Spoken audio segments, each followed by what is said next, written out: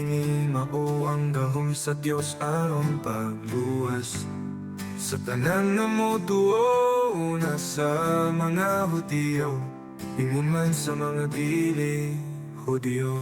Kay gipadayag sa maayong balita ang paagi sa Dios sa paghimong matarong sa tawo, kini pinaagi sa pagtuo gikan sa sinugdan hangtod sa katapusan. Sumala sa kasulatan ang gihimong matarong sa Dios, mabuhi pinaagi sa pagtuo.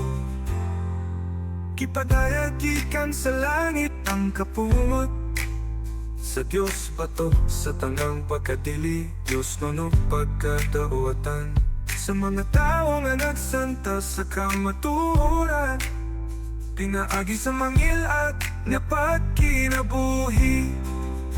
Kay unsay mahimong masayran mahitungod sa Dios, wala matagong ato sa mga tao. Kay ang Dios gayud mao'y nagpadayag niini ngadto kanila.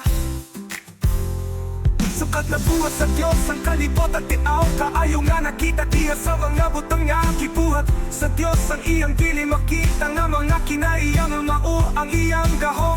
Nawalay katapusan ug ang iyang pagka-Dios, busa wala na sila ikapangatarungan. Nahibalo sila sa Dios apan wala sila magpasitungo kanya, ingon nga Dios o magpasalamat kanya ang ila hinuong mga gihuna-huna pulos binuang ug nangitita ng ilang mga salabotan. Matud nila maalam sila apan mga buang-buang di ay imbis sinayaw nila ang Dios nga wala kamatayon.